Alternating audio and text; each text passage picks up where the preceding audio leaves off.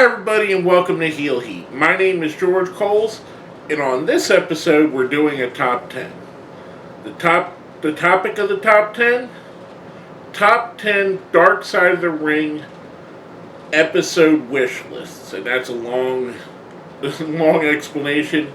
But basically, we may or may not be getting a season 4 at the time of this recording of Dark Side of the Ring, and this is my wish list for episodes for Dark Side of the Ring that obviously they haven't done as of yet, topics they haven't covered. Before we get into the top 10, they are ranked in the order which I would most like to see them, not necessarily what I think would do best for the show. So, again, my opinion of what I'd like to see. Also, we are going to cover some topics briefly here. Suicide, domestic abuse, sexual assault. If any of those are triggering to you, I'd rather you not continue on and watch this than trigger yourself. So just be warned, there are going to be some things that are disturbing that are going to be touched on here. I'm not going to go into full details on any of these, but we are going to touch on some of the reasons why I think it would be an interesting topic for the show. With that being said, let's jump right into it. Number 10, The Public Enemy. Now, I think The Public Enemy would make a great episode of the show, much like we've seen when they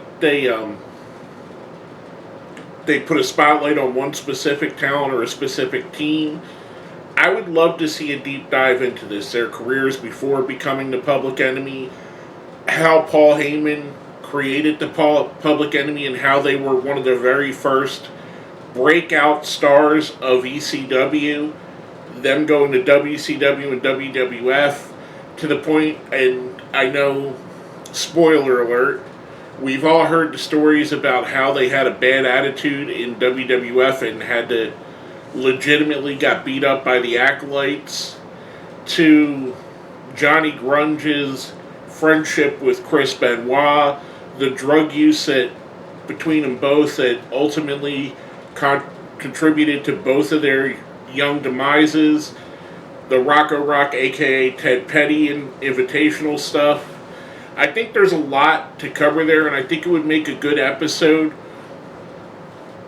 especially for fans that aren't as familiar with Public Enemy. I think this would make a great show. It'd be something I'd love to see a deep dive on, and I think it would be awesome. Now, our number 9. This one's probably one of the more lighthearted ones on here. I'd like to see him do an episode on Wrestling Society X. If you don't remember Wrestling Society X, it was pretty much MTV decided they were going to jump into wrestling. They got involved with some of the people that were involved behind the scenes at XPW after XPW had fizzled out. And they were going to make a almost a prototype for what Lucha Underground would be, where it was a heavily scripted, heavily storyline-driven wrestling show. It was almost like ADD wrestling, if you remember watching it. It was 30-minute episodes. It didn't even last a full season. The thing that interests me is the story behind it, the story coming out of it, the influence it had, the wrestlers that were on there that went on to have great success, guys like Scorpio Sky, Colt Cabana, Seth Rollins, Jimmy Jacobs. And then the legends that were also on there, like X-Pac and New Jack and Ricky Banderas and Vampiro. And just what the show was, what it was meant to be. I'd love to see a really deep dive. It's something that always fascinated me. Where were they going to go with this? What was the plans for it? What did they expect going into it? I'd love to see a show on it, kind of like the show they did on the UWF. I think this would be an interesting deep dive with the Dark Side of the Ring treatment. Now, our number 10. We're going to get into some dark stuff. Daphne. I know it's very recent that Daphne passed away and pretty much live streamed that she was going to commit suicide. And again, if you're triggered by talks about this stuff, please feel free to click off my video. I don't need the views that badly. I really would love to see a show based on her. Daphne is a wrestler that I enjoyed, I really liked. I loved her stuff in WCW. I loved the stuff she did in Ring of Honor. I loved the stuff she did in TNA. I think she's kind of underrated, and I'd like to hear the stories about the injuries, the lawsuits with TNA. Unfortunately, the end of her life where she felt like she had to commit suicide. That whole thing. I'd love to see a deep dive into Daphne. Maybe shine a light on how great she was, and maybe shine a light on how, people need to reach out if they're having these mental issues and get the help they need. I heard it over and over again after this happened that Daphne didn't really know how much people loved her. And it kind of, as a fan of hers, it kind of really hit home with me because I was one of those people. I loved seeing Daphne. She was someone I enjoyed on my television very much. But to me, I think it would be a great kind of where we are as a society, how online bullying is affecting people, how celebrity stalking is affecting people, all of that. I think it would make a great show. Now, our number 7, the Graham family. Speaking specifically of Mike and Eddie Graham, not Superstar or Luke. Those are kayfabe family members. I just think it's fascinating, and I'd love to really see a deep dive on a guy like Eddie Graham, who's the architect of Florida Championship Wrestling, considered a genius. Mike as well. Mike carried the baton on, became a producer. Both of them were excellent wrestlers. A father and son that unfortunately both committed suicide. So there's a history of mental illness there. Again, it's kind of a depressing topic, but one that plays right along with the dark side of the ring and what they do. I'd love to see a deep dive into this, especially the family aspect of it. Much like they did with the Von Erichs, let's dive into why is there so much tragedy in this one family. And I think it would be a great show. Number 6. Our number 6. Ravishing Rick Rude. Anyone that had the pleasure of watching Rick Rude became a fan of Rick Rude. I mean, either through his Memphis run, his run with Manny Fernandez and Jim Crockett, his WWF run, his later WCW run. Even after when he was in part of DX and then the NWO, he just had the it factor. He had the charisma in spades. And he was a guy that was universally beloved. It's kind of one of those things that, again, I'd like to see this because there is the cautionary tale. And he also ties back to a lot of the other guys, the guys that came out of Minnesota, the Road Warriors, Smash from Demolition, Barry Darso. There's a couple other guys that I'm probably right. Kurt Hennig right off the bat. Maybe they could do even a combined of those. But the whole thing, Rick's career, his neck injury, his Lloyds of London thing, his unfortunate passing, his drug addiction. I'd love to see Rick Rude get the treatment, get kind of his comeuppance, get to, highlight the guy one last time. Our number 5. It's getting really dark in here. The Ring Boy scandal. And if you're not familiar with that, basically in the early 90s, a scandal broke out with Barry Orton, uncle of Randy Orton, brother of Cowboy Bob Orton, and some of the former ring boys or ring attendants working at the WWF at the time. And it came out allegations of sexual abuse, allegations of outright rape with Mel Phillips, Terry Garvin, and these are all allegations, and Pat Patterson. Pat seemed to have got exonerated. He seemed to, from all accounts, he was falsely accused. I don't know that to be 100% fact. I haven't personally done a real deep dive into this. I just know some surface information about it. I think it would be a fantastic and interesting show.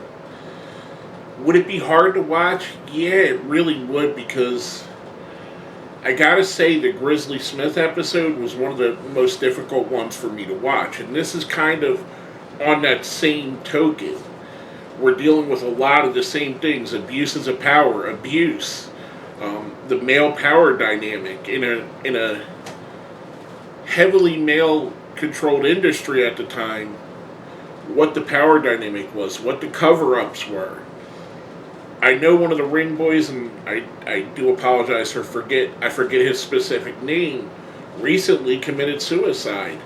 And it's one of those things that I kind of think got swept under the rug, kind of got overshadowed by the steroid trial, but I think this scandal is something that definitely deserves a deep dive into and a look in to see exactly what went on there. Now, coming from that, we're going to go back a little bit on the lighthearted side. Number 4, Heroes of Wrestling. If you're a wrestling fan, and I'm assuming you are if you care enough to watch this video about a guy talking about what he would like to see on the dark side of the ring, you're probably a big enough wrestling fan to have at least heard of Heroes of Wrestling. What's been called possibly the worst pay-per-view in wrestling history, the worst show in wrestling history. I've even reviewed it myself. Years ago I reviewed it here. If you Google it, or if you search it, you can find my review of it. And it's terrible. It's really a bad show. It's kind of, the concept was, much like the PJA has a seniors tour, what if pro wrestling had a seniors tour? And the funny thing is, there's a lot of guys on that show that were younger than a lot of the top talents now in pro wrestling. At that time, they were younger than them. It's a terrible pay-per-view. It's bad. There was plans for this to be a quasi-promotion. I'd love to hear from the people involved in front and in behind the camera, the money backers, the wrestlers involved. I'd love to hear the full story on Heroes of Wrestling, and what became of it and what it was expected to be. I just think that, again, they do have to, I'd like to see, as much as I love Dark Side of the Ring, they do have to put in some of these episodes that aren't totally, how can I say this, totally depressing. I know it's still a weird subject, but I think it would definitely be an interesting one. Now, coming off of that, our number 3, Rita Chatterton. And if you're not familiar with that name, she was a female referee for the then WWF, who accused Vince McMahon of, and this is all accusations, either sexually assaulting her or attempting to sexually assault her, depending on what story you hear. Much like with the Ring Boy scandal, I think this would be a very painful one to watch. but I don't think it's a story. I think it's a story that needs to be heard. I think we need to hear Rita's side of the story. And again, it was another one of those things that the time of it, this was 25 years before Me Too happened, before speaking out about sexual abuse really was a big thing. And I know sexual abuse has always been terrible. But it's only been in the past few years, the past 5 or 6 years, where it's really came to the forefront and has been taken seriously as a society by us. I'd like to see this revisited, much like the plane ride from hell, and we revisited just how terrible that was. I'd like to see this incident revisited. I don't know if there's any NDAs in this, which may not make it possible, but if not, this is a prime candidate for me. Now, our number 2, Chris Candido and Tammy Lynn Cinch, a.k.a. Sunny. We know what's recently happened at the time of this recording. Sunny is going to court for manslaughter. Apparently got drunk again and hit another man. She's been in and out of jail. Candido had the drug issues as well. Died young. Died actually after being clean for a little while. So it's heartbreaking, the Candido story. The relationships, if you watch any shoot interviews that talk about their relationship, it feels it's such an interesting topic. But as a person that was a fan of Chris Candido, a person that and if you were a wrestling fan in the 90s, you were a fan of Sunny. The backstage stories, mostly on Sunny's end of it. Candido's not a saint, don't get me wrong on this. But to hear that dynamic, the improprieties in their relationship, the drug use, the everything, how Sunny has turned into what she is now, I think it would make a very interesting show, in my opinion. Now, before we get into our number 1, I do a little thing here called the best of the rest. Basically, this was stuff that was considered for the list but didn't quite make it for whatever reason. First up, Extreme Rising. If you're not familiar with Extreme Rising, it was one of the 800,955,622 attempts to reignite ECW and restart ECW. We've seen it everywhere from Done Well, One Night Stand, Hardcore Justice, which I gets maligned, but I thought was a really good show, in my opinion. It wasn't great, but it was good. The shows that they put on at the same weekend as One Night Stand, for some reason it slipped in my mind the name of the show, but they did a Extreme Reunion, I believe. I'm not 100% sure, but anyway, I digress. Extreme Rising was about 2012. Shane Douglas and some other backers got involved and were basically going to resurrect ECW and for the new generation. Shane Douglas showed up on Raw in the crowd and took his shirt off to try and promote it. There were definitely things wrong with the very first show. Wrestlers got sent home, Sabu and Chris Candido. They were sick. There was all kinds of issues with pay. There was all kinds of issues with wrestlers being exploited, basically. Again, I don't know that it's a big enough story for a full episode, which is why it didn't make the list. But it is something I'd personally like to see a deep dive on at some point. Now, next up on our best of the rest, Ashley Massara. Ashley, we have, again, mental health, suicide, reports that she was either sexually assaulted or a lot of impropriety there. And this is all allegedly. I'm trying to walk a very thin line here. Ashley was one of the characters that came out in an era where I think WWE was just trying to put anything against the wall, and she stood out, and she was a star, and I think there was a lot more that they could have done with her, but they didn't.